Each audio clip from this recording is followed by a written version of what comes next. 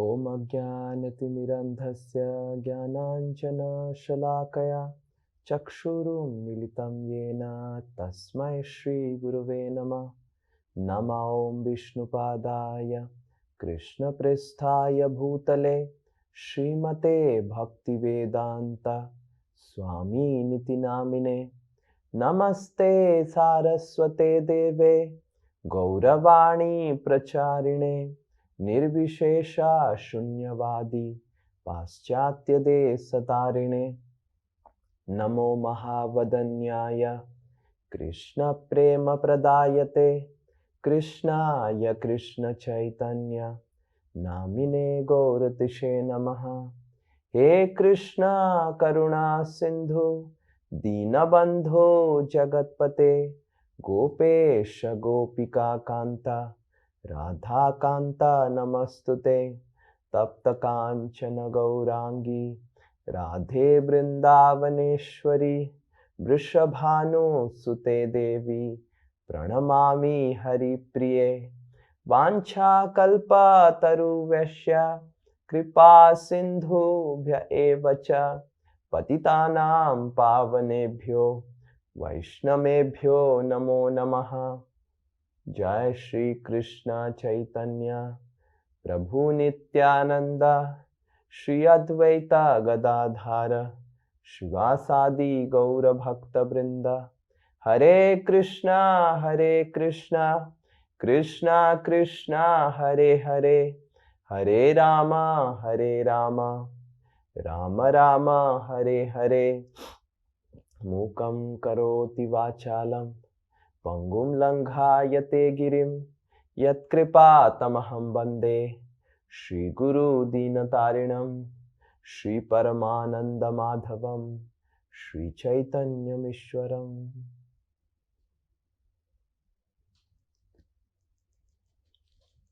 Hare Krishna.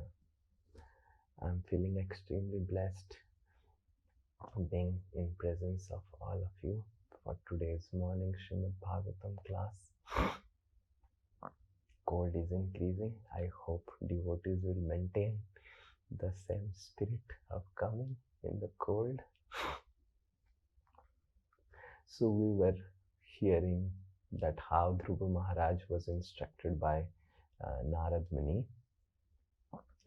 And Narad Muni asked Dhruva Maharaj to perform devotional service.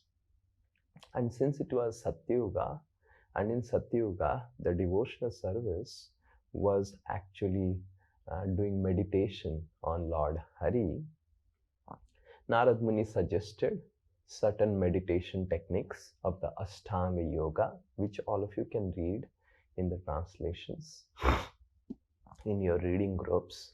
And Narad Muni also suggested certain Archan Paddhati, certain worship of the Lord, suggesting Dhruva to make some deity of the Lord out of the mud of Vrindavan and worship the Lord. But the most important thing is that Narad Muni suggested Dhruva to chant the mantra Om Namo Bhagavate Vasudevaya. This is a reference that even in Satyuga, where the process was to meditate and do austerities on Vishnu, as we say, all of you might be knowing, Krite Yad Dhyayato Vishnu Tretaya Yajato Makhaha. That in Satyuga, the process of attaining the Supreme Lord was to meditate on the Supreme Lord. Krite Yad Dhyayato Vishnu. And in Treta Yuga, the process of achieving the Supreme Lord became sacrifice. Yajato Makha, Yajna. And then in the Dwapar Yuga, Paricharayam, to worship the Lord, Kalautad Hari Kirtanam. So we hear this, we speak to others about it, that in Kali Yuga, the chanting of the holy names is the most important thing.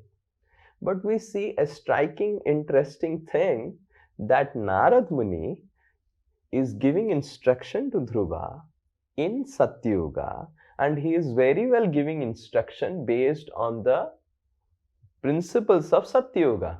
Satyuga is meant for meditating on Vishnu. So Narad Muni is instructing Dhruva based on the meditation and everything. But Narad Muni is not just an ordinary spiritual master. Narad Muni wants to see that Dhruva Maharaj awakens his love for the Supreme. For achieving the Supreme, the process of the required process of yoga process, like meditating on Vishnu, that is fine. One can achieve Vishnu. But if one wants to develop love for Vishnu, then one has to chant the holy names. And that's how Narad Muni suggested Dhruva Maharaj to chant this mantra, Om Namo Bhagavate Vasudevaya. So Dhruva, while performing all his austerities, everything, he would regularly chant this mantra, Om Namo Bhagavate Vasudevaya. Now, when Narad Muni instructed Dhruva, Dhruva started going for Vrindavan. Now, that time there was nothing like, booking a ticket or all those. You have to walk down to Vrindavan, and it took a good amount of time to reach to Vrindavan. In the meantime, Narad Muni comes to Uttanapad and informs him, which Uttanapad was in great distress. That, oh, I troubled my son, I got attached to my wife, I showed such wicked behavior. See, Uttanapad was a very saintly soul. He is the son of Swayambhuva Manu, who is son of Brahma. So we can imagine he was not a hen-pegged husband of the 21st century. I don't know, in 21st century we don't have hen-pegged husband. In 20th century we had some few hen-pegged husbands. So he was not a hen-pegged husband of the 20th century. He's a great evolved soul. Immediately when Dhruva left, Uttanapad started searching Dhruva, but he could not find Dhruva. And because he could not find Dhruva, he was very, very disturbed. He was practically lifeless. When Narad Muni went to Uttanapad, he saw Uttanapad in very, very miserable condition. Narad Muni encouraged Uttanapad, saying that your son is going to achieve something which the entire world has not achieved, and will bring reputation to your family for generations and yugas to come. Yes, true. Now we are in Kali Yuga, and this happened in Satyuga, when we really don't know whether this Satyuga or some Satyuga. But we are still reading Dhruva's pastime. We are still feeling inspired by reading Dhruva's pastime. Yes. So then Narad Muni pacifies Uttanapad and tells him, you also chant the mantras and you also pray to Krishna, but Dhruva is going to bring great reputation. He is going to meet the Supreme Lord. And here Dhruva Maharaj will just read the translations because we'll take some different words today. How Dhruva Maharaj performs the austerities. So this is text number 71 of the chapter we are taking. Yeah. Elsewhere, you are able to see. Elsewhere, Dhruva Maharaj, having arrived in Madhuban, took his bath in the river Yamuna and observed fasting in the night with great care and attention. So Dhruva reached Madhuban and he started fasting with great care and attention.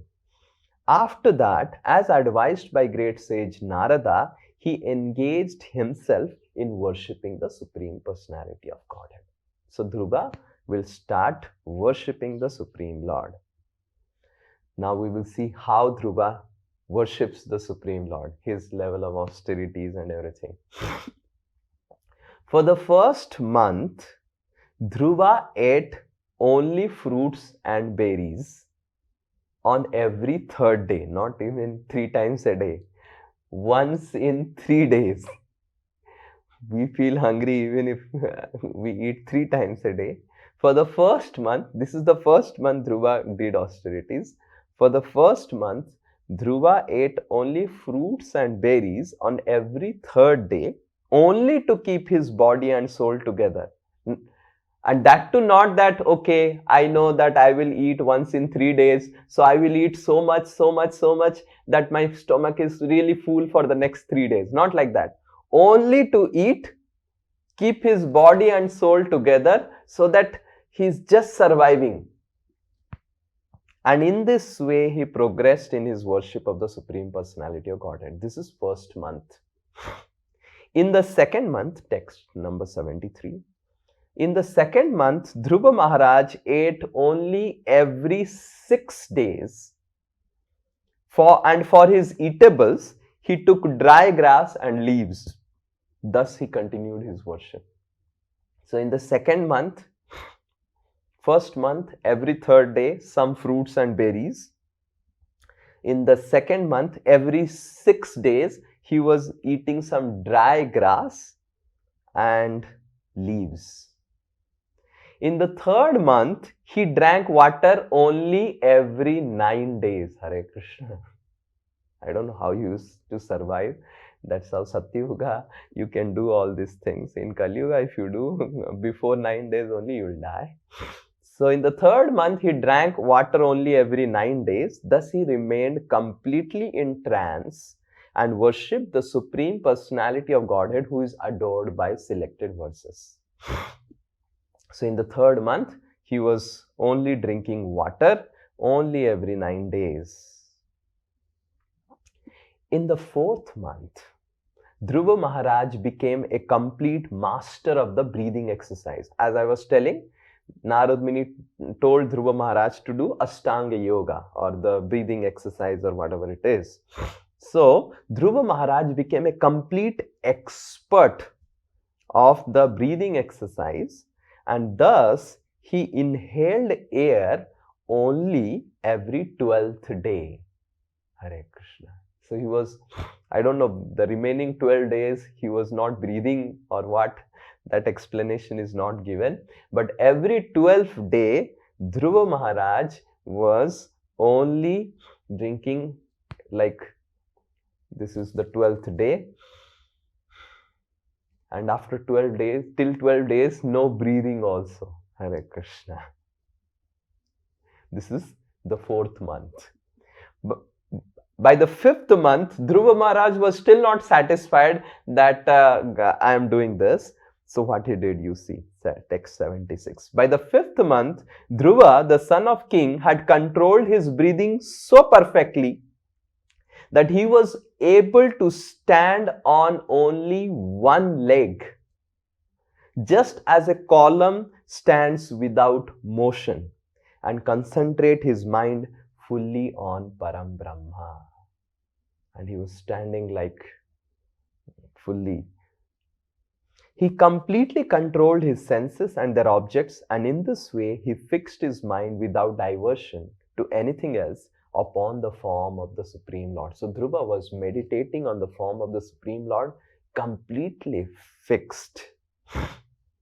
When Dhruva Maharaj thus captured the Supreme Personality of Godhead, who is refused of the total material creation and who is the master of all living entities, the three worlds began to tremble. Right? This is text 78. So, this entire world is actually connected harmoniously. We should understand how. That we do not have to say it now. So, this entire world is connected very, very harmoniously. Whatever we do affects other. Sometimes as husband and wife, we think, if I do something, my wife will get affected, the children will get affected. But we are able to see the connection of how others can get affected in a family. But beyond that, the world, Vasudha, eka kutumbakam. The entire universe actually is one family, and anyone does anything very substantial or remarkable, either positively or negatively, affects everyone else. Now, Dhruva is actually performing severe austerities, and capturing the Supreme Personality of Godhead and not breathing. If someone stops breathing and still he is alive, if you stop breathing, you will not be alive. But because Dhruva has captured and is meditating on the Supreme Personality of Godhead in his head, in his mind, and he is still not breathing and he is still alive, he got such immense power that he was able to choke every living being of the entire universe. He was choking the breathing process of the demigods. That was the power that Dhruva Maharaj achieved. Just by not breathing, all the demigods, everyone was feeling suffocated. All the demigods were not understanding, oh, why, what's the problem, what is happening, why we are not able to breathe. So all the demigods, they approached the Supreme Personality of Godhead, and the Lord started laughing. Oh, this is my small devotee Dhruva. Lord said like this, this is my small devotee Dhruva. Something like Madhav or Nimai. It's a small devotee. And this small devotee is doing strong austerities. Don't worry, he's not a demon, because the demigods were thinking some demon has come and that's why we are feeling like this. They will come and overpower us. The demigods are sometimes very insecure about their position. So the Lord said, don't worry, he's my devotee. He's my small devotee and he's doing some strong austerities. I will go and stop him from doing those things, and then you will feel relieved. And thus the Lord calls Garuda, sits in the Garuda Airlines and comes to Madhuban. And when the Lord comes to Madhuban, actually Dhruva Maharaj is meditating on the Supreme Personality of Godhead within. He's closed his eyes and standing like this, and with one leg he's standing like this, completely closed his eyes and chanting Om Namo Bhagavate Vasudevaya, and is meditating on the Supreme Personality of Godhead as told by Narad Muni, how the Lord is beautifully decorated and all the forms of the Lord. He's meditating on the Lord, and immediately for some time, the meditation that Dhruva was doing got broken, completely broken. He's not able to see the Lord now.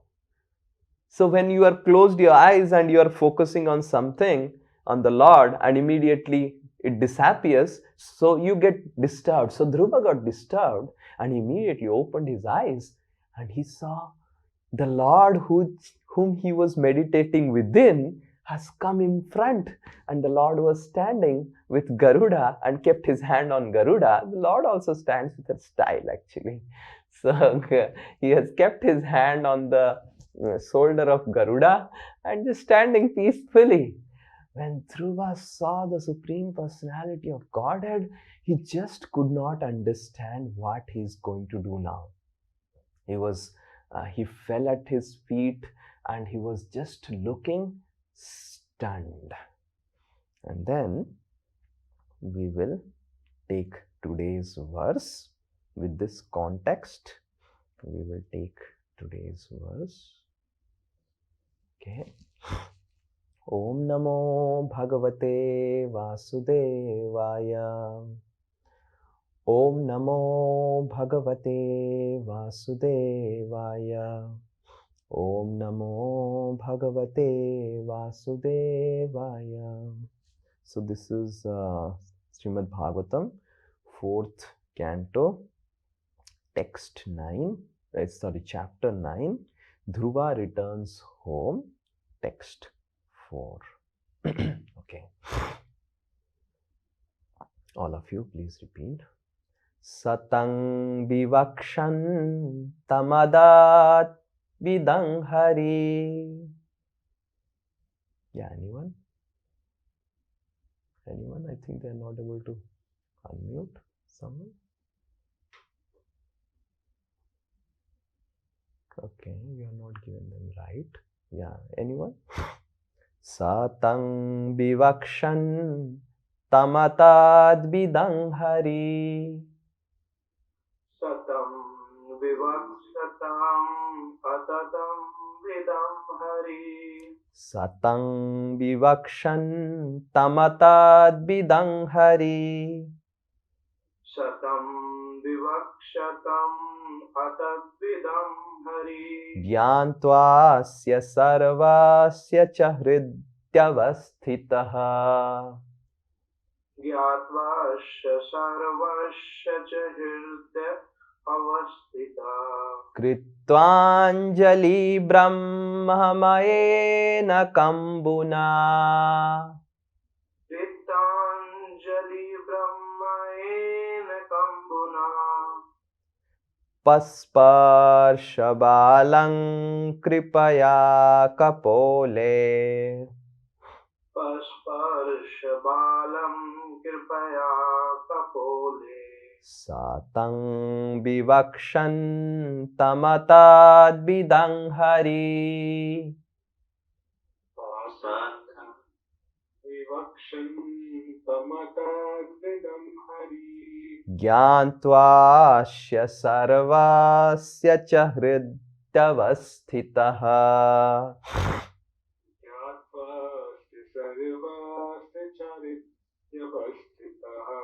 Kritanjaling brahmamayena kambuna.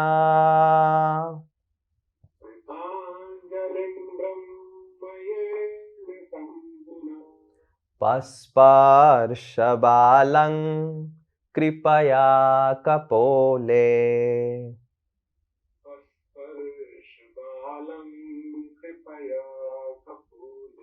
Word to word translation. Purport by His Divine Grace A.C. Bhaktivedanta Swami Srila Prabhupada ki jai. Although Dhruva Maharaj was a small boy, he wanted to offer prayers to the Supreme Personality of Godhead in suitable language. But because he was inexperienced, he could not adjust himself immediately. The Supreme Personality of Godhead, being situated in everyone's heart, could understand Dhruva Maharaj's awkward position.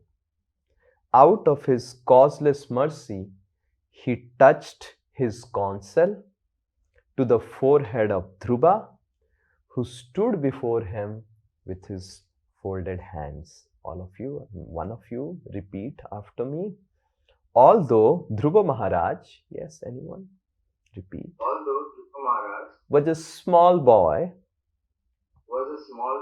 he wanted to offer prayers to the Supreme Personality of Godhead in suitable language. He wanted to offer prayers to the Supreme Personality of Godhead in suitable language. But because he was inexperienced, he could not adjust himself immediately. The Supreme Personality of Godhead being situated in everyone's heart,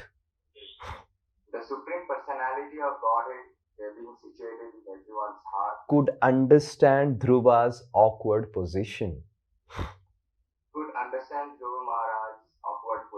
Out of his causeless mercy, he touched his console to the forehead of Dhruva Maharaj, who stood before him with folded hands. Purport. Every devotee wants to chant the transcendental qualities of the Lord. Devotees are always interested in hearing about the Lord's transcendental qualities, and they are always eager to glorify these qualities, but they sometimes feel inconvenienced by humbleness. The personality of Godhead being situated in everyone's heart specifically gives a devotee intelligence to describe him. It is therefore understood when a devotee writes or speaks about the Supreme Personality of Godhead, his words are dictated by the Lord from within. This is confirmed in Bhagavad Gita, 10th chapter. To those who constantly engage in transcendental loving service of the Lord from within dictates what to do next in order to serve him. When Dhruva Maharaj felt hesitant, not knowing how to describe the Lord for the want of sufficient experience, the Lord, out of his causeless mercy, touched his console to Dhruva's forehead, and he was transcendentally inspired. This transcendental inspiration is called Brahma Maya, because when one is thus inspired, the sound he produces exactly corresponds to the sound vibration of the Vedas. This is not the ordinary sound vibration of this material world. Therefore, the sound vibration of the Hare Krishna mantra, although presented in the ordinary alphabet, should not be taken as mundane or material. Thus ends the purport of Srila Prabhupada. Srila Prabhupada ki jai. So we will discuss on this important verse today. So the first thing we need to learn, we can learn from this. I hope all of you understood. Just to make you little elaborate what is happening is, Dhruva Maharaj got completely stunned and he was not knowing what to do now. He actually wanted to offer prayers to the Lord. He wanted to do something. In some of our acharyas say Dhruva was so perplexed that he had made his tongue up and he was just looking like that. He was completely stunned. He was not able to do anything. He never expected that Lord will come in 6 months, because Narad Muni also didn't say the timeline when the Lord will appear. But Lord coming in just 6 months. So Dhruva was completely stunned and he wanted to offer prayers, but he could not offer prayers. He was not even knowing what he can do. So the first lesson that we learn in this. Now Dhruva Maharaj, we just before 5-10 minutes, we read what austerities Dhruva Maharaj performed. Yes? Can you imagine the austerities Dhruva Maharaj has performed? No one. It is said that anyone who performs Dhruva Maharaj austerities will die. No one has ever performed. Dhruva's austerity is unique in the entire spectrum of the universe till now. It's the most unique. No one has ever performed such austerities. Now, the question is, and the lesson is, if Dhruva could perform so much of austerity of controlling his breathing and doing this and that and all those things what is explained in the previous chapter as we were reading the verses, can Dhruva not pray to the Supreme Lord? Can Dhruva not understand how to serve the Lord? Now he has come in front of me. So the first lesson for all of us to understand here, no matter how much ever materially qualified you may be, these breathing exercises are subtle material qualifications, nothing else.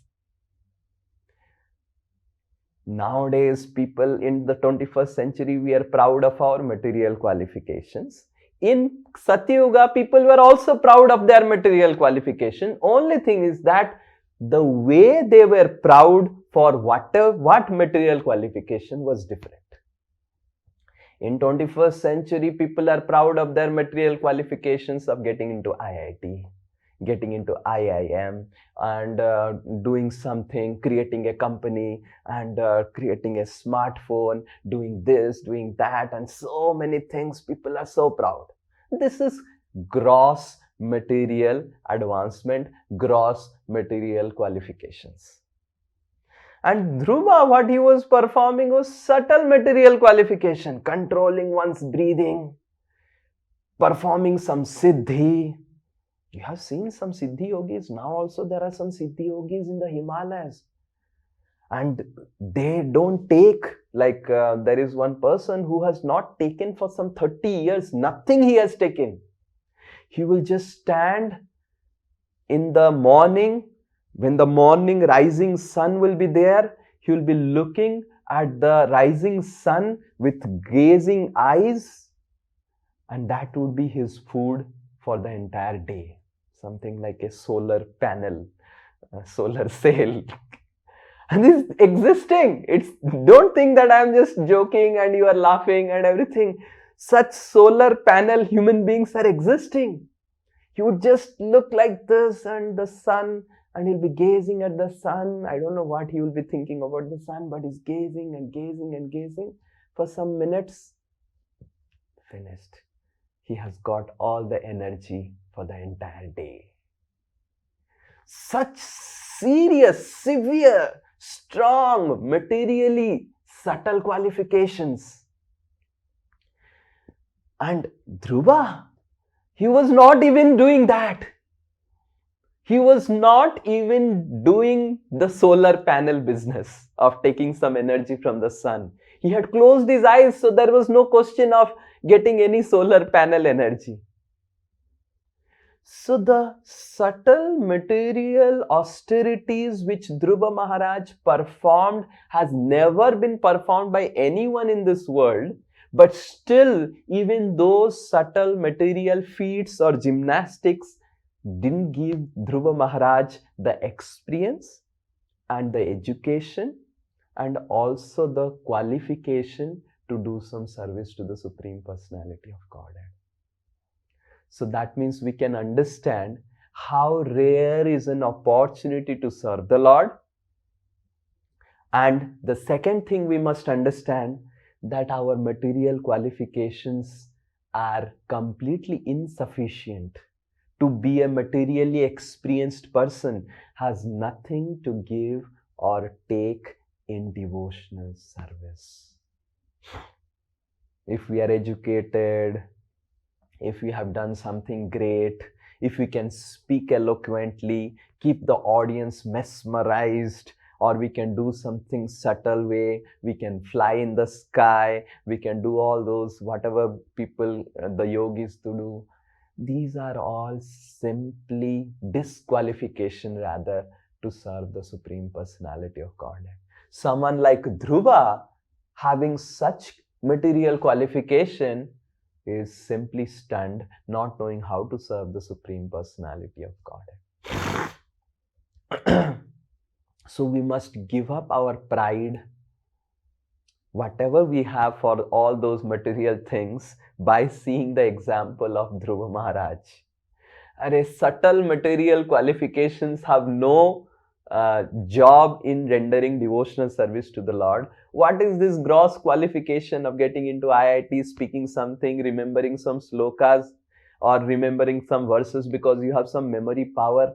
This has no role. It has some role, we will discuss later on, but this has nothing to give or take in devotional service of the Lord. So this is the first lesson. Sorry. That material qualifications have nothing to give or take in serving the Supreme Lord. Sometimes we may write a code, sometimes we may do some big things, we may start a big company, we may achieve something materially, or because of our material position we may think I am more qualified to serve the Lord. Material qualifications sometimes bring disqualifications actually, because it makes us proud, unnecessarily proud and puffed up.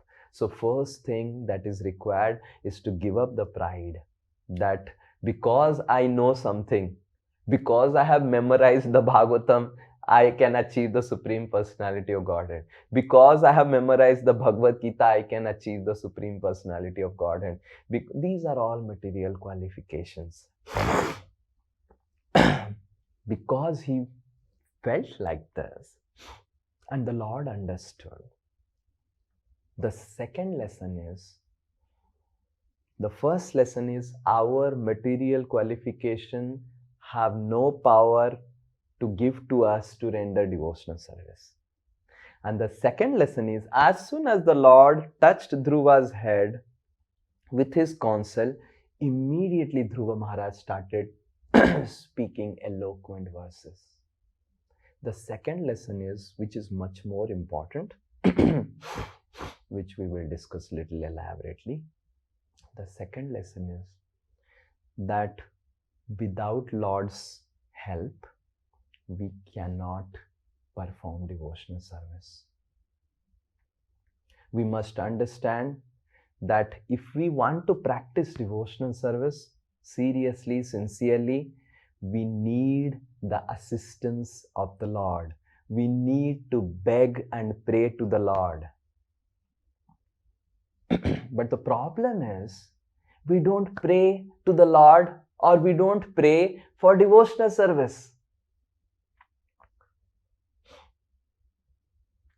Like so many people approach me, oh Prabhuji, please pray for my mother, please pray for my father, please pray for I don't have a job. Like recently I had gone to one place, one community, one family's home, and then so many other people had come. One lady had come, and this lady was really begging, oh Swamiji, please bless that my husband is in hospital. I just came to take your blessings. My husband is in hospital. He's in very bad condition. He is in something she said. I don't understand what she said. See, the doctors are telling he will die. Elderly person, and you please pray. And he was not allowing me to do anything else. Like others wanted to meet with me, but he was like shielding everyone and just telling, please pray. Generally, I don't tell yes for all these things, but she was like demanding, oh, please pray. And then what do I do? So I have to stand, and I folded my hands, closed my eyes, and then I asked, what is your husband's name, Gotra, and then I prayed. So I really prayed because I cannot act. I really sincerely prayed because I am put in an awkward position. So I prayed. So after 15 days, this lady, after 15 days, generally after 15 days, I go to every community. This lady again comes up and says, my husband is miraculously recovered and come back to home. Prabhuji, your blessings are working. Thank you for praying and blessing, and he has come. Now my son doesn't have a job. Please pray for my son.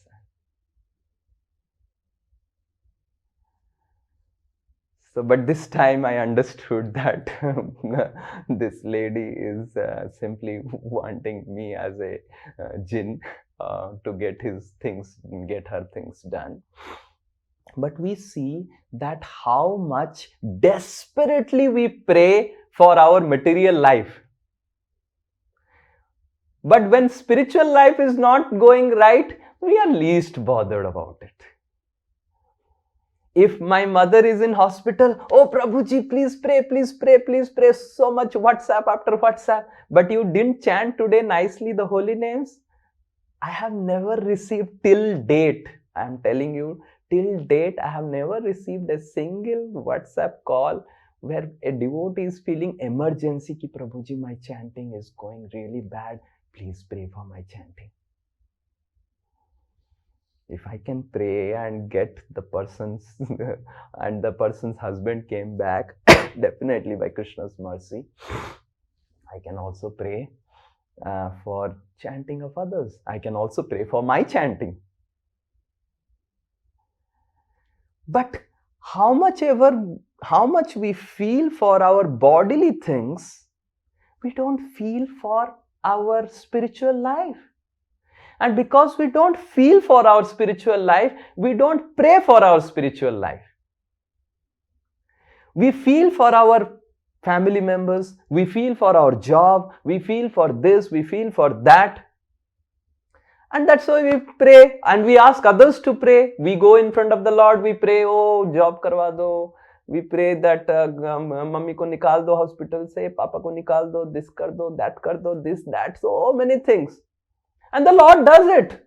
Don't think the Lord doesn't do it. He does it. He's so merciful actually, He does it. But we don't feel for our spiritual life. So if we go to the Lord and the Lord saves us from material problems, will the Lord not save us from the spiritual difficulties we are facing? It's a question to be asked. So many people are going to the Lord, to Tirupati, to Puri, to Rameshwaram, to Brindavan, to Banke Bihari.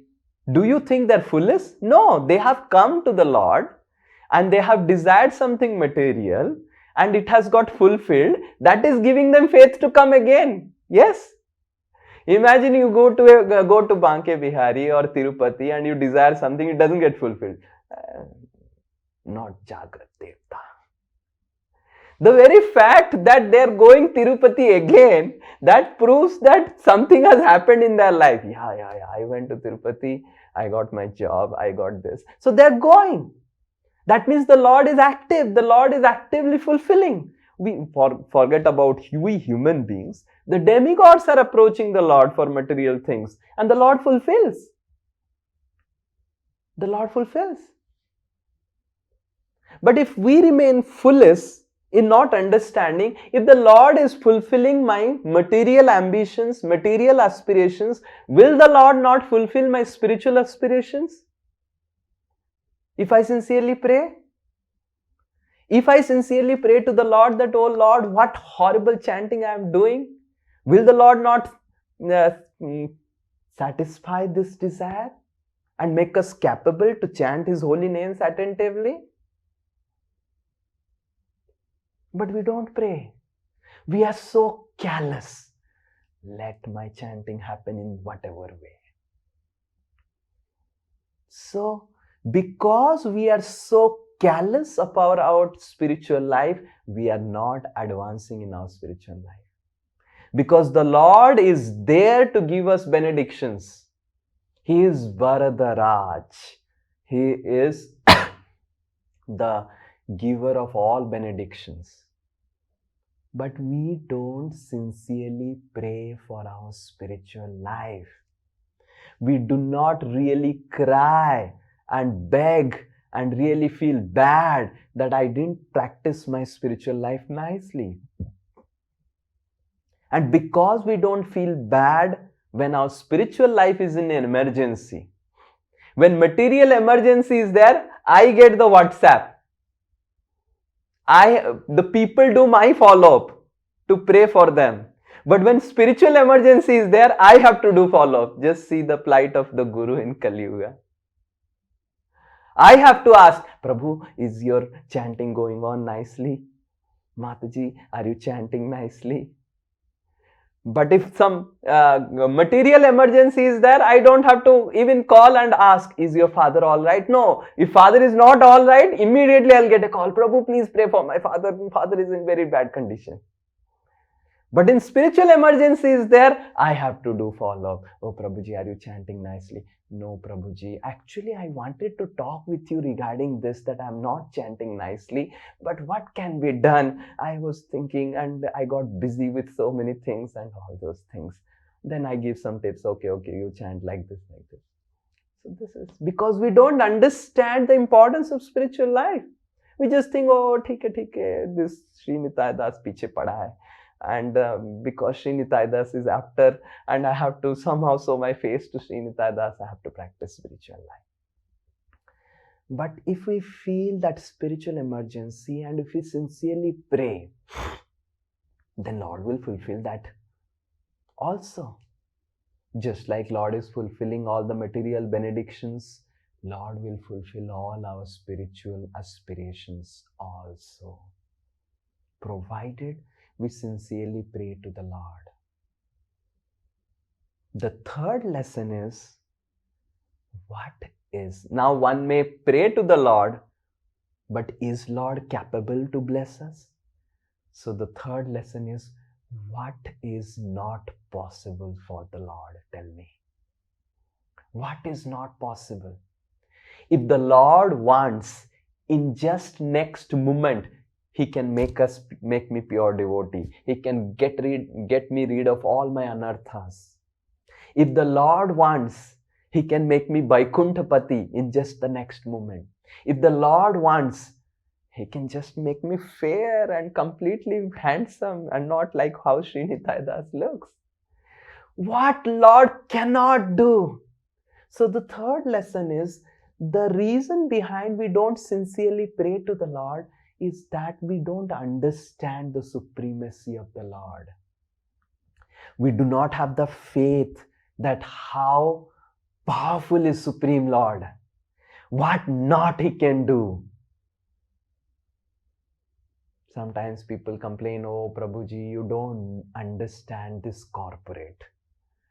That is why I am not able to chant sincerely. My mind is not focused. In corporate, life is so busy. In family life, so many responsibilities, this, that, so many things. And that is why I am not able to focus. But did that person ever pray to the Lord? Oh Lord, help me so that I can chant your names nicely amidst all the difficulties? Why he is not praying? Because he is convinced that Lord cannot relieve me of this problem. If we are convinced that no matter whatever problems in our material life may be, if the Lord gives me strength, I can practice spiritual life very nicely, like Bhakti Vinod Thakur, like Srila Prabhupada, like Bhakti Siddhanta Saraswati Thakur, like all the great acharyas who have practiced devotional service.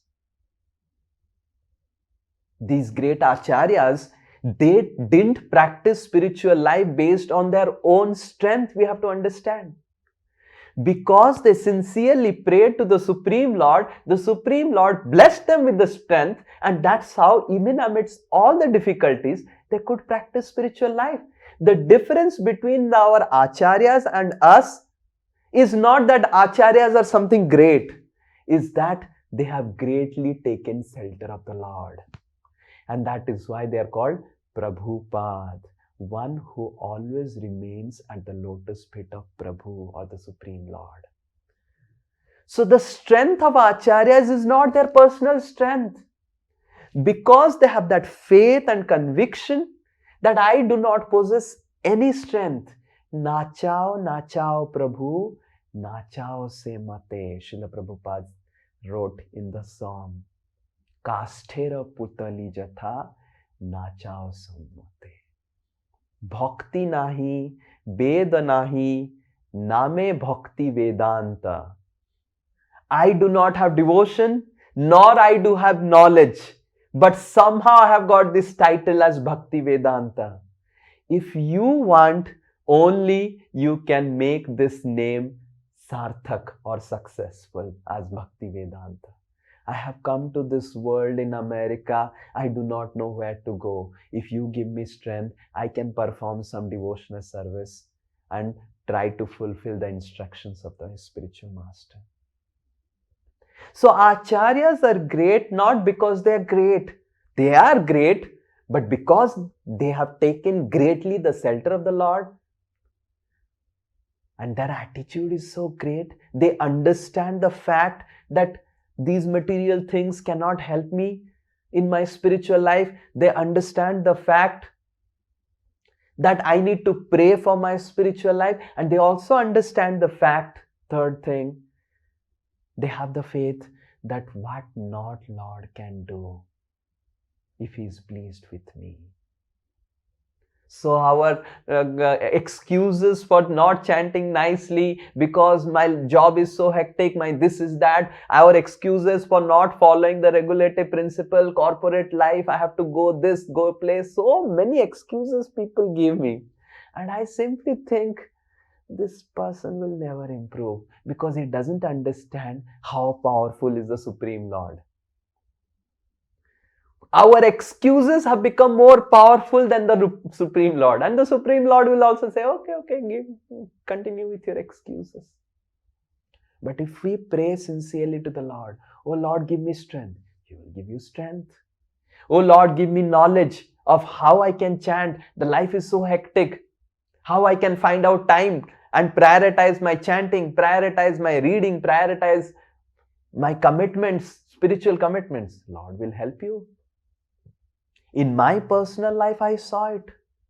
When I joined the youth center in IIT Kharagpur, before that I was topper already.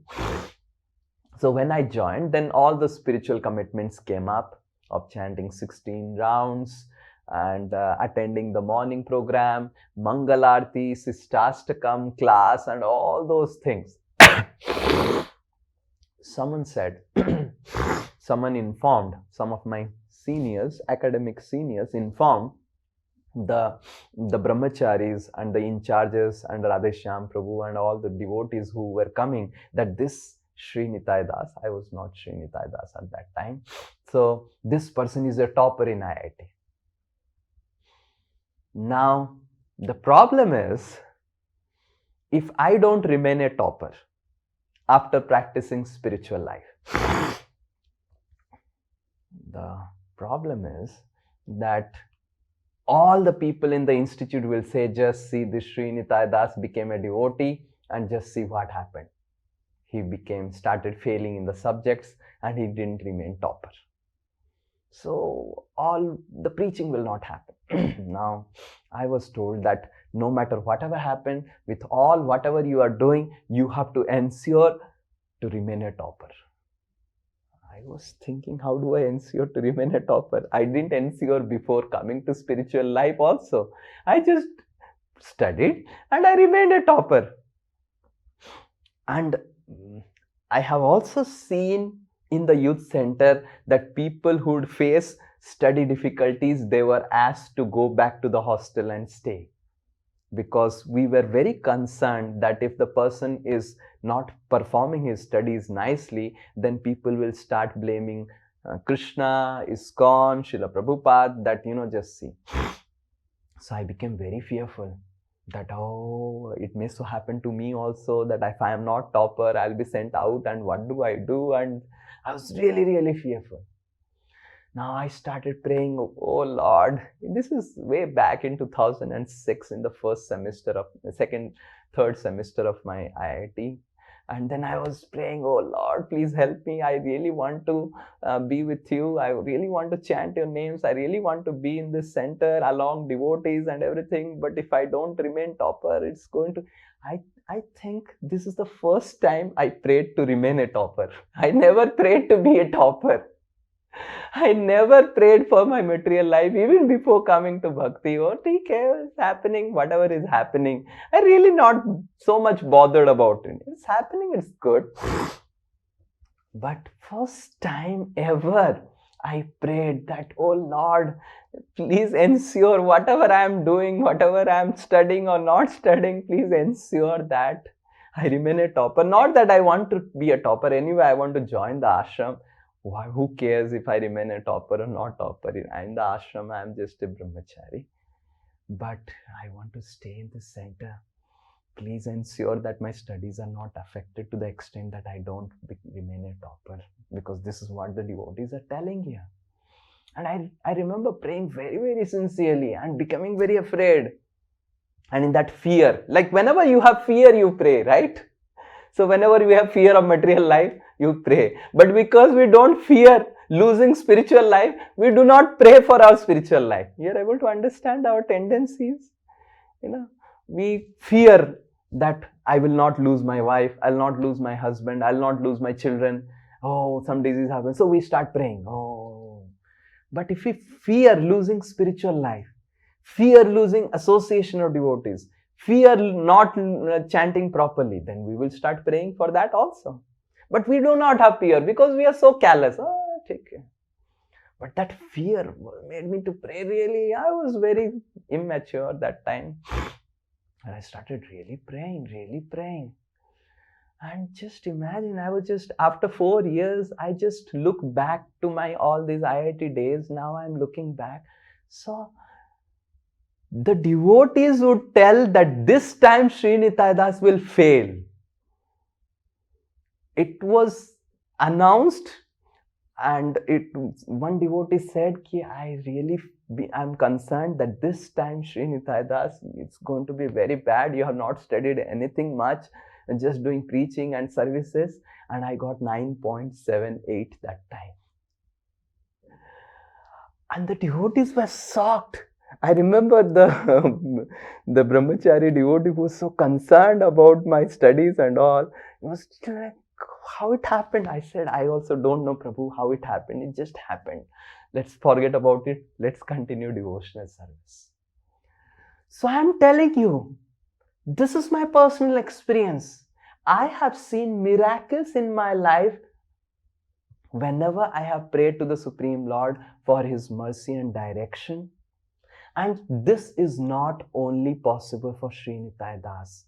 This is possible for every one of you. The Lord is simply waiting, Bharadashrava. He is the best person to approach for the blessings. He is just simply waiting to give you blessings. He is simply waiting when this person will come and tell me and pray to me that please, oh, help me in my chanting. He's going to help. Help me in my devotional service. He's going to help. Please send me some devotees for association. He's going to send. Please bring me to Calcutta so that I can stay with devotees. He's going to help. But the problem is we are not praying so hard. And if we are praying really that hard, if we are really feeling for it, if we are really fearing that I may lose the association, the Lord will fulfill miraculously. Just imagine, I'll tell you, miracles will happen. You'll not be able to believe. Similarly, after the graduation and all, I was asked to do masters. And though the financial situation in home was really bad, but I was asked to do masters, so I did the masters, and then the job and everything.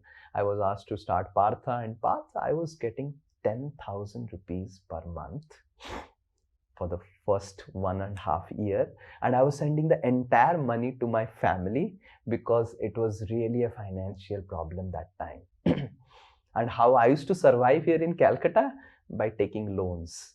By taking from Udit, let's say, some money, and then Udit after 2 months will say, Prabhuji, where is my money? Then I will take from Veer Narasimha some more money. So I will give Udit back the money and keep some money for my sustenance for the 3rd month. And in the 5th month, then Veer Narasimha will be shouting, and then I will take some more money from someone else, maybe Tarun, and then give Veer Narasimha. Keep him satisfied, keep Tarun satisfied. Like that for 1.5 years, I kept people satisfied.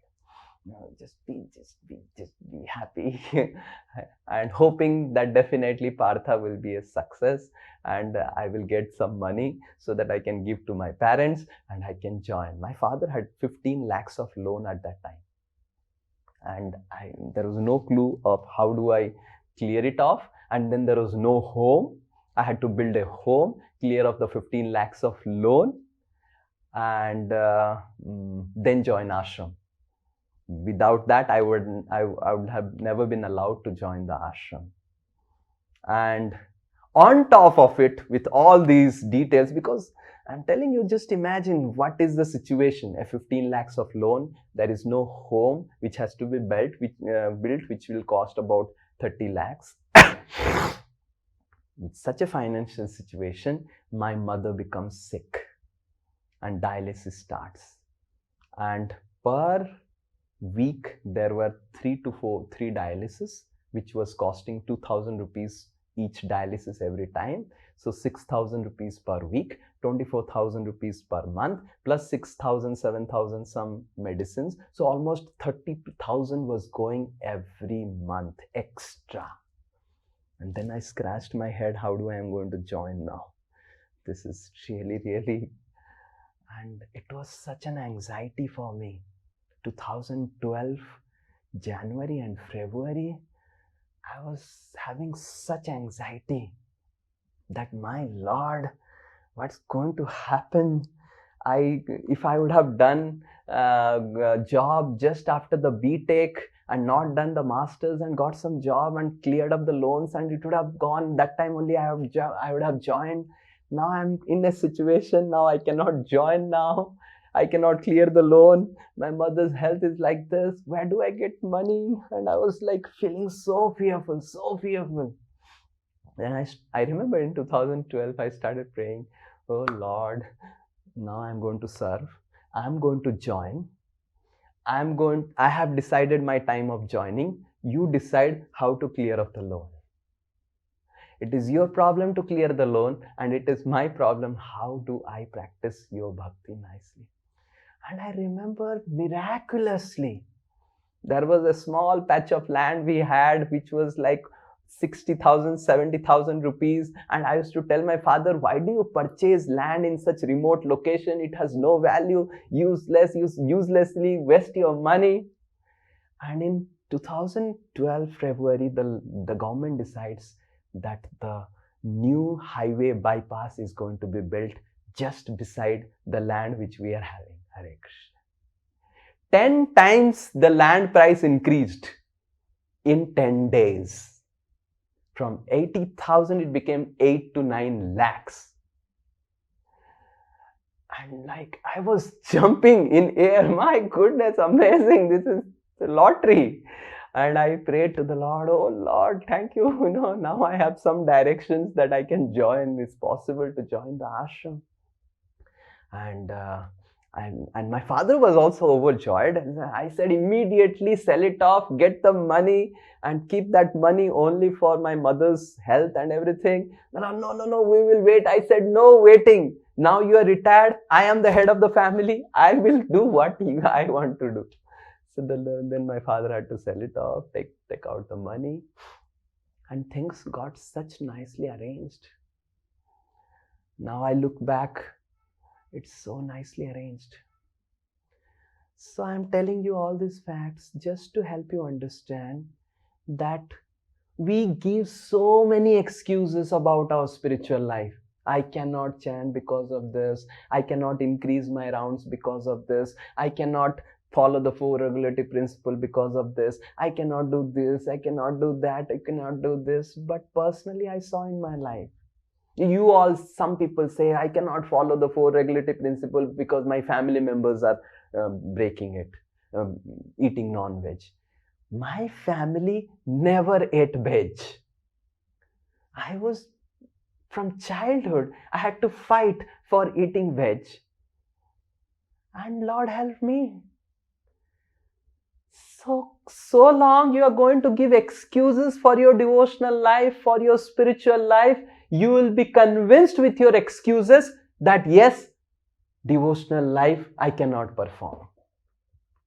But if you are convinced not of your excuses, but of the supremacy, the power of the Lord, of the miracles that the Lord can do in your life, in everyone's life, if you are having that faith, if you sincerely pray for it, and don't make excuses that this situation in my life is troubling me enough that I am not practicing spiritual life. This situation is troubling me so much that is how, Prabhuji, I am not able to chant. If you give excuses, you may give excuse this life, next life, lifetimes after lifetimes, and you will simply rot in this material world, I am telling you. You will simply rot in this material world if you continue giving excuses. Material life is never going to change. But if we take shelter of the Supreme Lord, and we understand with faith and conviction that the Supreme Lord is so powerful, He can perform such miracles in my life. He can ensure that my material life becomes so smooth that I can practice spiritual life. And even if my material life is not smooth, if we have faith that the Lord is there, there is nothing. I have to do whatever practical material adjustments I have to do. But those practical material adjustments should be based on the foundation of strong faith on the Supreme Personality of Godhead. Arjuna did so much. He had faith on the power of Krishna, but he fought. He was fighting with so much of vigor, but he never had an iota of thought that I will win this battle because I am fighting with vigor. He was convinced that I will win battle because Krishna is with me. So we must understand those practical things of time management, of all those whatever is required, of studies and all those things we need to do like Arjuna was doing. But heart to heart we should be convinced. If I sincerely pray for my spiritual life to the Lord, if I sincerely pray for the association, if I sincerely pray that my chanting improves, if I sincerely pray that my life becomes, I get direction of how to adjust my spiritual commitments within my material duties, Lord will direct me, as Srila Prabhupada is mentioning in this purport. Tesham satata yuktanam bhajatam priti purvakam. One who has a desire to do service to the Lord, satatam dadami buddhi yogam tam. Lord will give buddhi, intelligence. The Lord will give strength of how to perform devotional service. Provided we really pray sincerely. We really beg to the Guru, please help me. My spiritual life is at emergency. Just like we are so concerned about our material life, just like we are so concerned about our material welfare, I am begging each one of you, please be concerned about your spiritual life. Only you can help yourself. I am just a facilitator appointed on behalf of Supreme Lord. Beyond that, I do not have any power to help you. It is your desire, your sincerity to pray to Krishna that can help you see miracles in your life. I am simply a facilitator. Try to be concerned about your spiritual life and pray that this life and further we do not have to see material world again. And we help each other. We put faith on Krishna that is possible. Then it is possible. Krishna will miraculously, just like Krishna miraculously delivered Mrigari. Krishna miraculously delivered Mrigari through Narad Muni. Krishna miraculously delivered that prostitute. Can you imagine what sort of life she was living through Haridas Thakur? Krishna miraculously delivered Bilva Mangal Thakur. Can you imagine what a situation he was in? That he has to pluck his eyes. So Krishna will also miraculously deliver us from whatever material situations we are in. We just have to put faith. Kim durapam. What is not achieved if the Supreme Lord is pleased? What is this chanting attentively?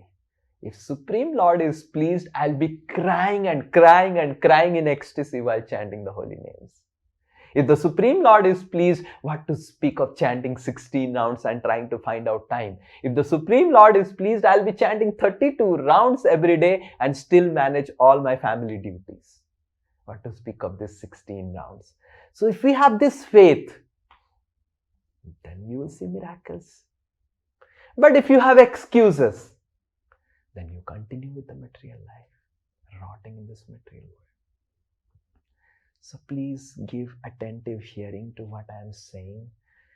Please hear it again if you are missing it out, the recording from the YouTube. But this is how the life will be. We do not have any power. Even Dhruva, who had such material qualifications, subtle material qualifications. Just imagine what mental strength Dhruva would be having. Alone in the forest. So much of tiger. Don't think that forest should be no tigers. Forest, there had been tigers always. Snakes, tigers, so much of problems. Hungry, not eating anything, alone. Just imagine what mental strength Dhruva had. Small boy. But those all mental strength had no power to help him attain the Supreme Lord. So even if we do not have mental strength, our mind is very disturbed. That's not the problem. Because Dhruva's mind was not disturbed. Still anyway he could not attain. So what is the role of my mind? Whether our mind is disturbed, whether our mind is not disturbed. If we are sincerely begging and praying for our spiritual life, if we are sincerely praying, oh Lord, please keep me in association. Please help me to chant attentively. The Lord will help us. But if we give excuses, the Lord will make us convinced about our excuses. That yes, actually you can chant only 4 rounds. Yeah, your situation is like that. I can understand your situation. You can only chant 4 rounds. Yeah. Be happy chanting 4 rounds. Yeah, I can understand. You cannot follow the 4 regulative principles. You are in corporate now. How it is possible to not to follow the 4 regulative? The Lord will make you convinced. Yes. How you are, your conviction, the Lord will help you. Take it. Okay. But if we are convinced about the power of the Lord will help us miraculously. So this is my prayer. I'm really pleading all of you. Please feel concerned about your spiritual life, and please feel fearful about losing the spiritual life, and please pray to Lord fervently and experience the miracles in all of your life. Hare Krishna, Krishna Krishna, Hare Hare, Hare Ram, Ram Ram, Hare Hare. Shri Dhruva Maharaj ki jai, Srila Prabhupada ki jai, Srila Narad Muni ki jai, Shri Krishna Bhagavan ki jai. Hare Krishna. Yes, anyone has any question? We have some, maybe 15 minutes. Yeah, Poonam Mataji.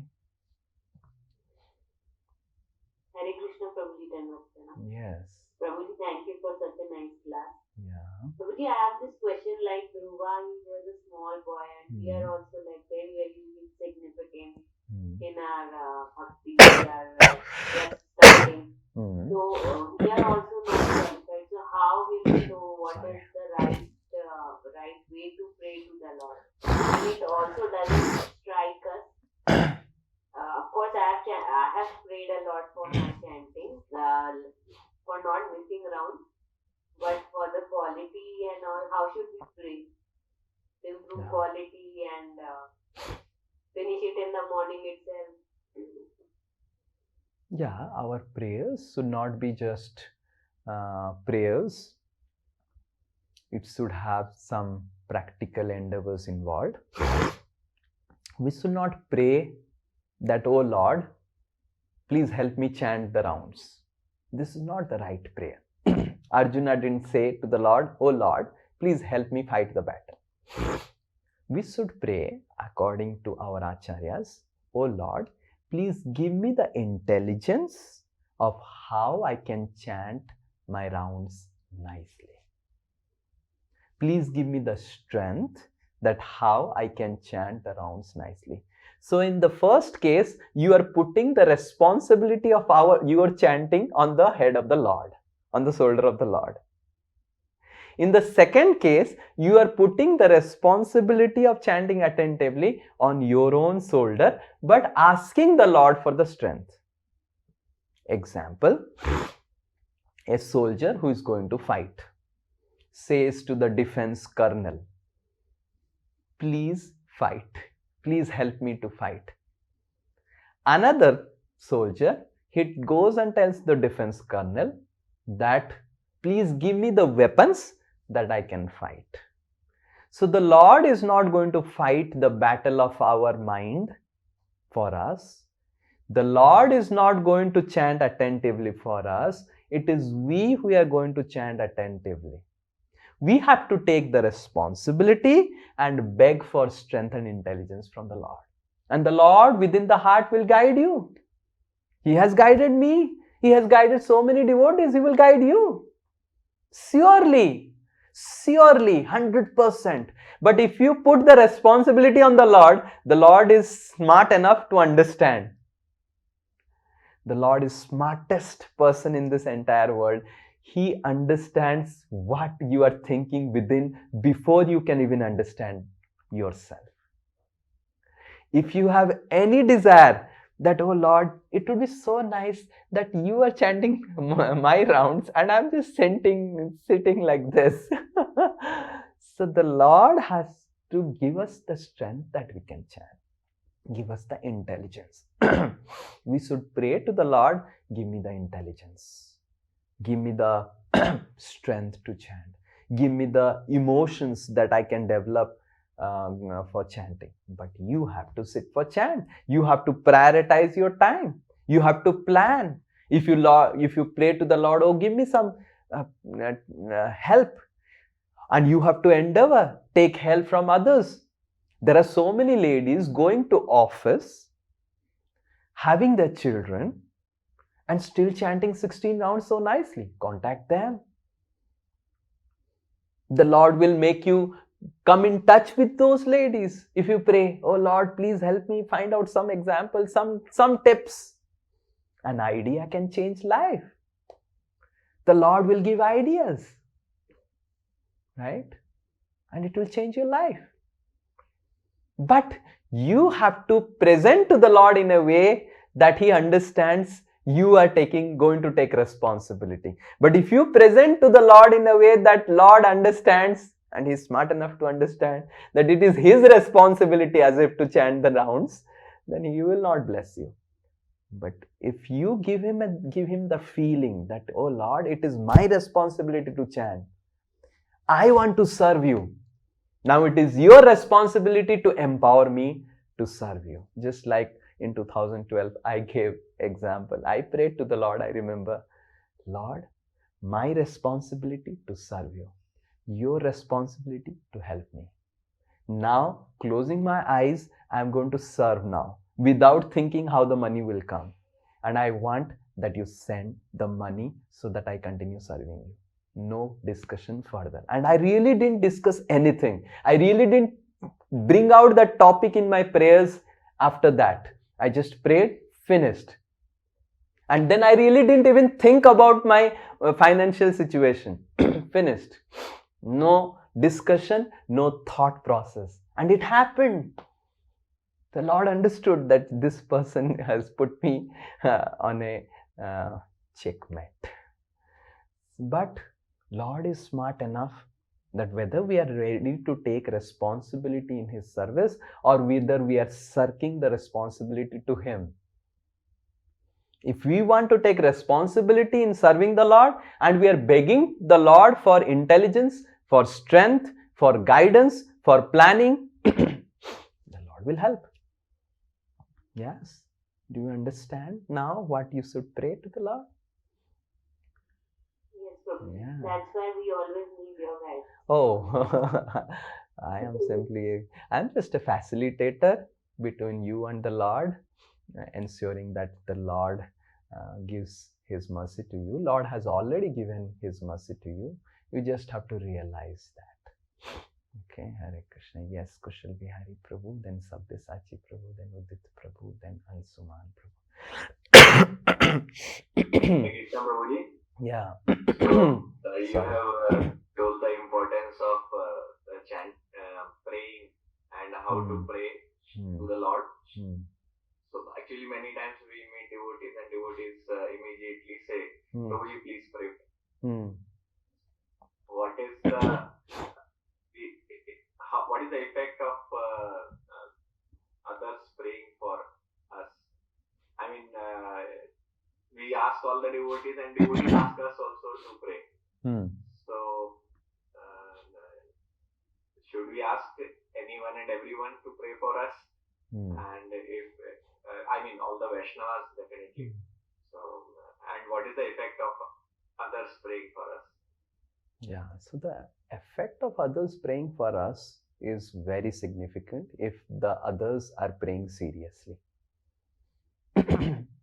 One time I remembered one devotee went to Radhanath Maharaj and asked Maharaj that please pray for someone, for some son or something, someone is in hospital. And Maharaj said, yes, I will pray. And then he forgot that he had asked Maharaj to pray. And then after some 6 months, Maharaj said, how's your son? He said, oh, he recovered within 2 days and came back from the hospital. Maharaj said, oh, I have been praying for him till now. You didn't report back that he has recovered. Anyway, I am praying for your son for whatever. So based on the sincerity of the person who is praying, whom you have asked to pray, definitely it will work.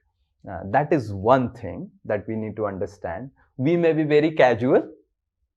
Oh, please pray. But the other person, if he is not casual, he is really serious, he may pray and it will work. But sometimes we may be very serious. The other person may be very casual. Everyone asks like this. And then also it will not work.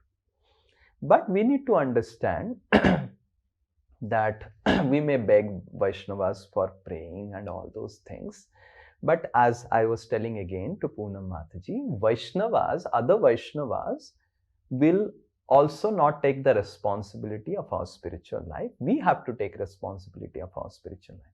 Other Vaishnavas can pray that we get the impetus for spiritual life, inspiration for spiritual life, emotions for Krishna. Like in the song, O Hey Vaishnava Thakur, recently, after all of you went from Vrindavan, I had gone to Sanatan Goswami Samadhi and we were singing this song, O Hey Vaishnava Thakur. In that song, in one of the verse, almost like concluding verses, Bhakti Vinod Thakur is begging to the Vaishnav Thakur, telling that Ekaki Amar nahi paye bol Harinam Sankirtane. Alone I do not have strength to chant the holy names of the Lord. Tumi kripa kari Shraddha Bindu diya. You give me the Shraddha, the emotion and the strength to chant the holy names. This is the right prayer to the Vaishnavas. We don't pray that, oh, Prabhu, thinking that this Prabhu will bless me and then at one point of time I'll not have to endeavor. Bhakti Vinod Thakur is not praying to Vaishnav Thakur that, oh Vaishnav Thakur, that you chant for me. He is praying that you give me the Shraddha so that I can chant. Tumi kripa kari Shraddha Bindu diya diyo Krishna nama dhane. You give me that. So when we are praying to the Vaishnavas, we must pray that, oh Vaishnava, please help me and please pray that I can chant attentively the Krishna's holy names. This is the right prayer. We should have specific prayers for it becoming effective. Generally, we have, please pray for me. The Vaishnavas also doesn't understand what I will pray. But if we have specific prayers and if we are serious about it and we are begging to other Vaishnavas and the Vaishnava is also serious about those specific prayers, it will work. It will work. But if we are just generalizing it, then you are also quite casual about the prayers. The Vaishnavas are also not understanding. They may be also casual. But if you are very specific, I want you to pray for this of my spiritual life. The Vaishnavas will take it seriously. Yeah, whenever it is specific, it is more effective. Yeah, does that? Yes? Yeah, that is, yeah, understood. And Prabhuji, is it like you had prayed for remaining a topper so that bad name doesn't come to his corner? Yeah. So like I am worried that I may get transferred from Kolkata and may lose association of devotees, such wonderful Vaishnava. So can we ask devotees to pray that they can pray that my transfer doesn't come and I can ask you. Based on the seriousness of your prayers and how much you really feel it, and how much you are really begging and doing some service to the Vaishnavas. See, you may go and pray to the Vaishnavas, please pray that my transfer doesn't happen, but you need to do some service, give him some bribe, transcendental bribe, divine bribe, Mataji, this sweet I have specially prepared so that you can pray. So when the bribe goes in the mouth, then the prayers come nicely from the heart. But if you just, okay, please pray, and Prabhuji and Mataji, okay, I'll pray. But when the gift is there, when some gift is there in front, oh, this gift has come because I have to pray. So then they will also think, oh, I need to pray. I got this gift. I got this bribe, divine bribe. So you can employ certain things like that. But we need to really serve. We can't just go and definitely Vaishnavas are very merciful. They will pray for us even if we don't serve them. But we understand that for someone to open his heart, we need to render service. That is the principle. Even in this material world we see, if we want someone to open up his heart, we need to send the service. So if you want Vaishnavas to open up their hearts and pray for you, so you have to render some service to them. Then they will pray for you.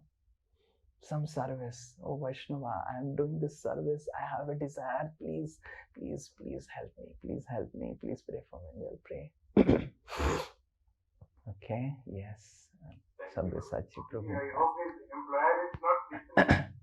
Yeah, the employer is may be listening or may not be listening, but if Paramatma is so powerful, then can completely seal the employer's ears and he will miss it out. So we need to understand that the Paramatma is in the heart of the employer also, and he can completely bewilder the employer, and he might not have taken that decision throughout his entire employment career. So like that. Yeah, Sabyasachi Prabhu. Yeah, you are muted. You have to unmute. No, your sound is not coming.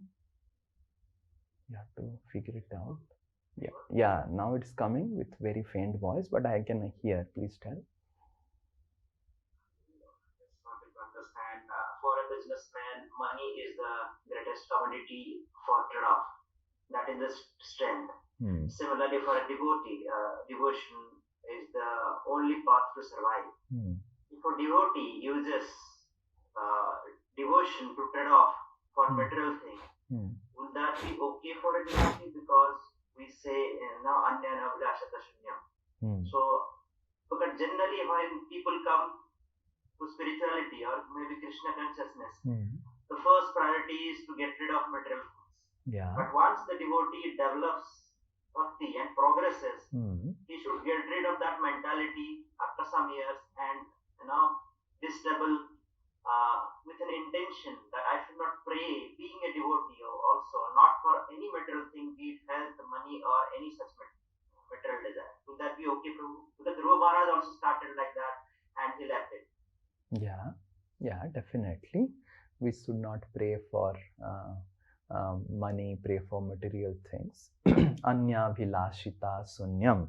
So, in the commentary to this verse, Jiva Goswami and Vishwanath Chakravarti Thakur, they explain that Rupa Goswami, when he is mentioning Anya Vilasita, so Anya Vilash, Anya Vilashita. So Anya Abhilash is no material desires. Anya Abhilashita is we have no material desires, but if our spiritual life is at stake because of some material problems, we can pray for those material problems. Then it is Anya Vilashita. Jiva Goswami and Vishwanath Chakravarti Thakur in the commentary to this verse of Bhakti Rasamrit Sindhu explains that Anya Vilas, Rupa Goswami didn't say Anya Vilasa Sunyam in the verse. He said Anya Vilashita Sunyam.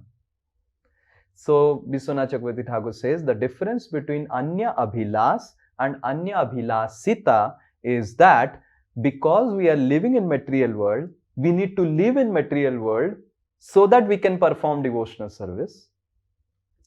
And material world do affects our devotional service.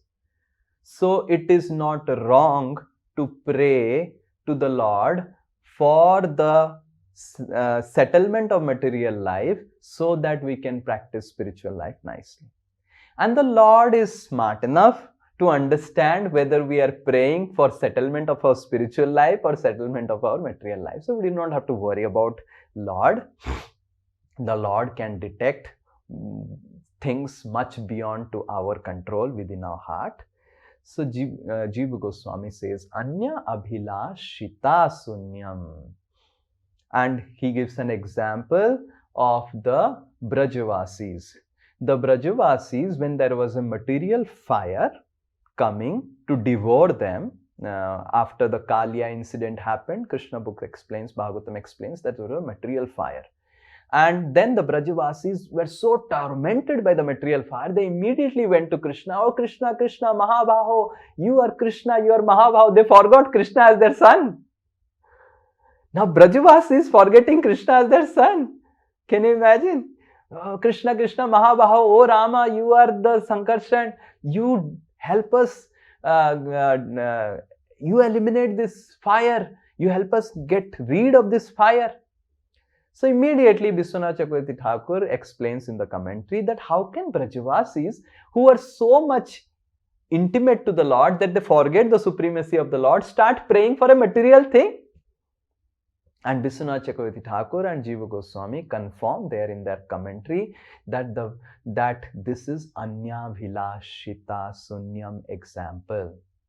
The Brajavasis were thinking that if I do not have this material platform, we die because of this fire, how will I serve Krishna?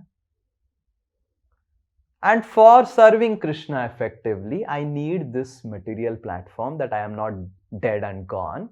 And they were praying. So Anya Abhilash and Anya Abhilashita has this subtle difference. And since it is subtle, only Krishna has the power to detect it within our heart. No one else can detect. You can cheat the entire world that you are praying for the material things for your spiritual life upliftment, but you cannot cheat the Lord. And because we cannot cheat the Lord, we do not have to worry so much. The Lord is smart enough to understand whether we are praying for spiritual life or material life. But sometimes even a pure devotee like the Brajavasis can also pray for their material life so that they can continue spiritual life. This is not against the pure devotional service according to Jiva Goswami, and this is not against the verse and definition of pure devotional service of Bhakti Rasamrita Sindhu. Does this answer your question? Hari Bol, Hare Krishna. Yes, Udit Prabhu. Yeah. In the first lesson, you were talking about our material qualification has no power to get the mercy of Supreme Personality of God. Yes. So, Prabhuji, but in my opinion, we need to have certain material qualifications to understand Supreme Lord. Like for example, speaking ability or understanding ability, reading ability. So material qualifications are necessary to get the mercy of Lord. So this seems a little contradictory now, if you can explain. Yeah. So in sometimes the material qualifications may be required for speaking the Lord, speaking for the Lord, hearing for the Lord and all those things. So how it is that material qualifications are not required? So the first thing is, for a specific service to be rendered to the Lord, a specific material qualification may be required. But chanting the holy names of the Lord doesn't require any material qualification. That's why the services like chanting, the services like cleaning the hall of the Lord, and the services like remembering the Supreme Lord, hearing the pastimes of the Lord, Shravan and Kirtan, they are considered as Swarupa Siddha Bhakti. That means they don't require any specific material qualifications. anyone, even a tiger. We have seen a tiger, Chaitanya Mahaprabhu made him to chant Hare Krishna. Do we think that we are less than tiger? So even a tiger can do Swarupa Siddha Bhakti. So the material qualifications is not required for performing these type of devotional service. But then there is a different type of devotional service inferior to this devotional service, which is called Aropa Siddha Bhakti. Like what Arjuna did in the battlefield of Kurukshetra. Arjuna fought for the Lord to establish dharma, and that type of devotional service is considered Aropa Siddha Bhakti. If being a king for the Lord, fighting the Lord is everything, then why did Arjuna left everything when the Lord left? He left everything to chant the holy names of the Lord. So this bhakti of using your material qualifications for serving the Lord or doing a specific material service or service in a material world, like preaching, like Arjuna was doing fighting, and all those things may require a specific material qualification. And the Lord gives those qualifications temporarily for his devotee. In the first canto, in the 15th chapter, Arjuna was feeling disturbed because he was defeated by some cowherd boys while trying to protect the woman of Dwarka, which he was bringing from Dwarka to Hastinapur. And there, Vishwanath Chakravarti Thakur, Srila Prabhupada, both they write that how the specific service of Arjuna to fight in the war for the service to the Lord required a specific qualification of he getting some strength, military strength. But when that service was over, the Lord understood that this military strength is not required for him to chant the holy names of the Lord. You can go and read the purport, or maybe I can send you. And that's why the Lord withdrew that specific military power, material power from Arjuna, so that he can focus now on chanting the holy names of the Lord. So material qualifications are required for performing a particular service in the material world, like as you gave example of preaching, as you gave example of doing something in the institution of ISKCON. But we must have an understanding that these services requires material qualification, yes, but if we pray and Krishna will bless us with those material qualifications. But heart to heart, we must understand that these services which requires material qualifications are of inferior nature to the service of attentively chanting the holy names of the Lord, Shravan and Kirtan. So these services are required. We cannot say, okay, I will just sit and chant the holy names. I will not manage ISKCON. I will not manage the institution. I will not preach. That is not proper. But we must understand that chanting of the holy names of the Lord is what we are supposed to do. And we should also have a plan that at one point of my life, I should retire and completely focus in chanting the holy names of the Lord. Bhakti Vinod Thakur, he did so much of preaching, phenomenal preaching. He has written so many books, so many things, to the extent that during Bhakti Vinod Thakur, there was a Sabha, Brahman Vaishnav Sabha in Calcutta, and it was such a big Sabha where there was a debate between whether Brahmanas are great or Vaishnavas are great. And Bhakti Vinod Thakur got a little sick. He sent Bhakti Siddhanta Saraswati Thakur, who established that Vaishnavas are the topmost Brahmanas.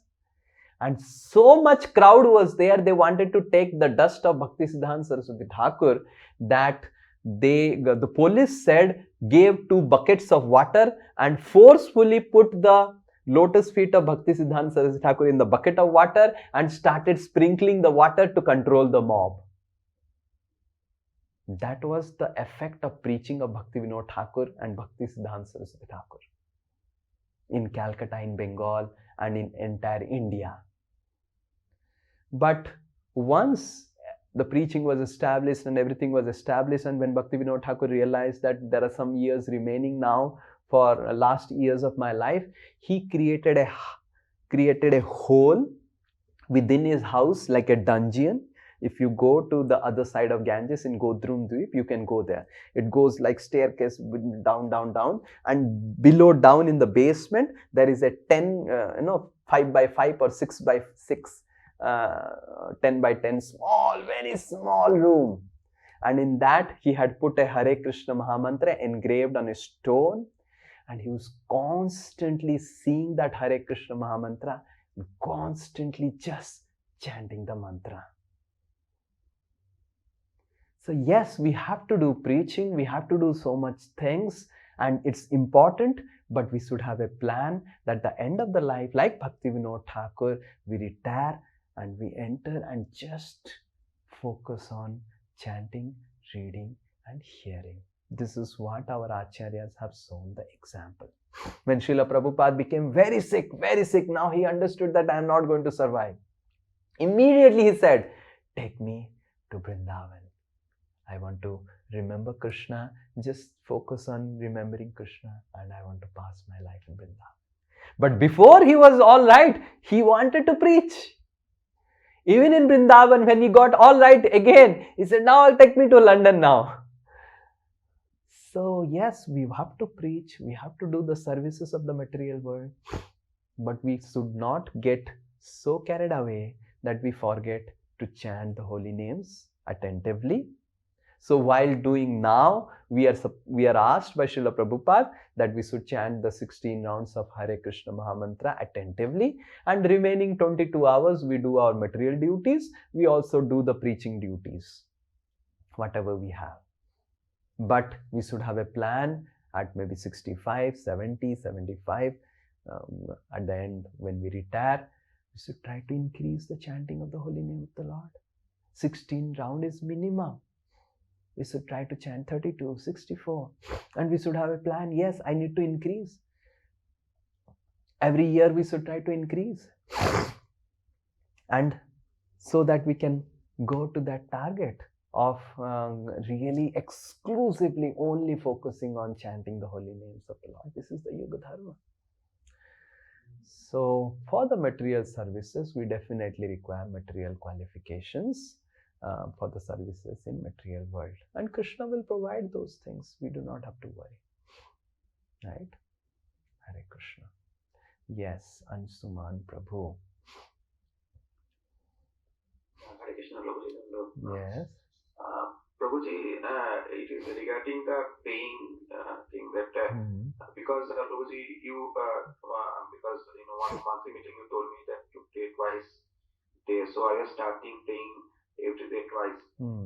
But Prabhuji, after some time, that I found that that this paying is almost like a mechanical thing for me, because I was saying that every time twice the same thing, that same statement almost comes out from my mouth. So after this, that I found that it is almost mechanical. So I mean, what could be the problem and how to get out from this problem? This and that is why mechanical way of preaching, mechanical way of praying. And so that is how our acharyas have written so many Vaishnava songs. There are so many prayers of so many devotees. The Gopi Geetam, the Prahlad Geetam, the Dhruva Geetam. So there are so many prayers of so many of our acharyas and great souls given in Srimad Bhagavatam, given in the Vaishnava song book. So we can change our prayers. We can take some prayers and we can pray, we can meditate. Oh Lord, please help me. Like Dhruva Maharaj's prayers we are going to discuss next week. We will see how Dhruva Maharaj is praying. So pick up some prayer of Dhruva Maharaj, read it and pray to the Lord, oh Lord, and try to connect Dhruva Maharaj's prayer in your own life. Dhruva Maharaj in one prayer is praying, oh Lord, please always keep me in association of your devotees. Pray like that.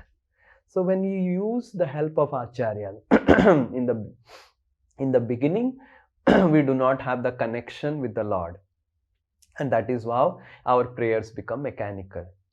And that is how we have to take help of our acharyas. Through the acharyas, we feel the connection. As we advance in devotional service, we may be feeling the connection with the Lord. We can pray to the Lord like a small child prays to the Father. But in the beginning, we will require the help of our acharyas. So take help of the prayers of Srimad Bhagavatam, take help of the prayers of the Vaishnava acharyas. Take a one prayer and just recite it, pray it, contemplate on it, and connect it to your own life. Okay? Yes, Sarja Mataji, Visma Prabhu. Hare Krishna. Yes. Mm-hmm. Your So, I was just thinking with today's class, it gives a lot of experience. But after some days, it is again like so how to remain like it's an NHS field? Take it over. okay, so the today's class gave what the word you used? It energizes us not you have to pray like this, you have to chant like this. So after a week or 10 days, then again we will be on the same track. Yeah, so that is how the material world is designed with. The material world is designed with a gravity. You cannot get rid of gravity while living in material world. And that is how Vaikuntha and spiritual world are the best place to practice spiritual life. And in spiritual world, in Vaikuntha, there is no this gravity of forgetfulness, the gravity of inertia for Krishna. But what can be done? We have come to this material world. We want to practice spiritual life in material world, which has the gravity of trying to forget Krishna. So your question is a fact in material world. It's not a question. We have to accept this fact. You cannot solve this fact in material world. You can only accept this fact. And when you accept this fact, that the gravity is there to the extent that a person who is in the platform of bhava, like Bharat Maharaj, can also fall down. To that extent, material world is a dangerous place. So the gravity of the material world is there. It's a fact. We cannot solve it. It is the intrinsic design of the material world. We cannot change material world, and we are not here to change how material world behaves or works and functions. We are here to change ourselves. Okay, if I understand that the material world is not going to remain like this, it's going to be remaining like this and make me forget, then I have to hear every day. That's why Bhagavatam says, Nityam Bhagavat Sevaya. Every day I have to hear. Every day I have to take association. Every week I have to make it a point to take association and get energized. So, and slowly we will see that right now we are requiring help to remain energized. After some time, we ourselves can become mature enough to remain energized. That will take some time. But right now, we are requiring the help of Guru to remain energized. After some time, we ourselves, we will seek. We will understand, oh, right now, my level of consciousness is going down. Immediately, I have to take some help. We will take that responsibility. And we have to take that responsibility. It is going to go down. And if you want to remain up, you have to constantly take shelter of the Supreme Lord.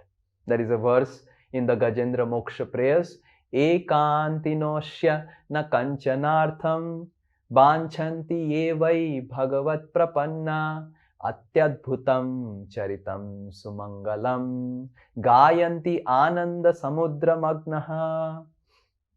So the great souls, they are always in ecstasy remembering the Supreme Lord, and because they are always remembering the Supreme Lord, they are never affected by the material world.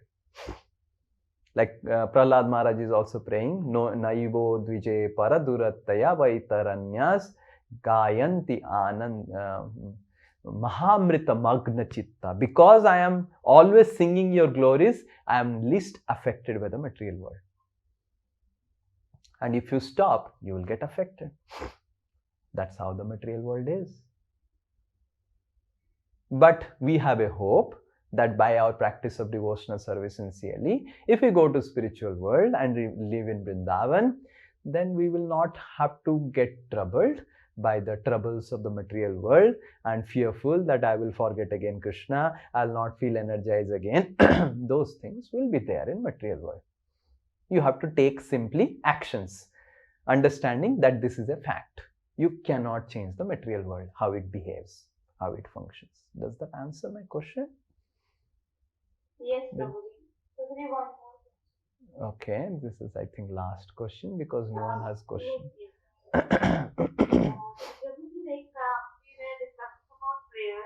Like Krishna is in our heart and we are sincerely endeavoring to like attentively chanting,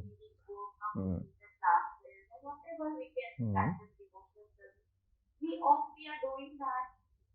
And then if we pray day and night for हम क्या भगवान को बात ही नहीं कर दे रहे, भगवान तो हमारे हृदय में है, तो हमें हेल्प करेंगे तो अगर हम खुद सुबह शाम को प्रार्थना करते तो हम तो भगवान के दास हैं, तो भगवान हमें जैसे रखना चाहे वैसे रहे हम, और वो तो हमारे हृदय में बैठे तो हमें खुद ही हेल्प करेगी, तो क्या उसके लिए हमें सुबह शाम प्रार्थना करना जरूरी? Yeah, so you are thinking like that from your point of view that you are a great devotee, Subesam, and you are a das and everything. But Krishna knows who you are, what is your intention. So we have we have a glamorized understanding about ourselves. So and think.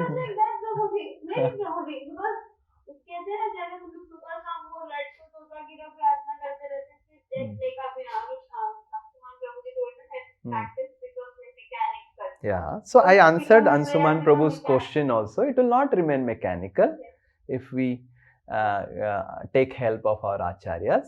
In the beginning of our devotional service, we have to take help. If we think that we will do it ourselves, we will be the most foolish person. We have to take help.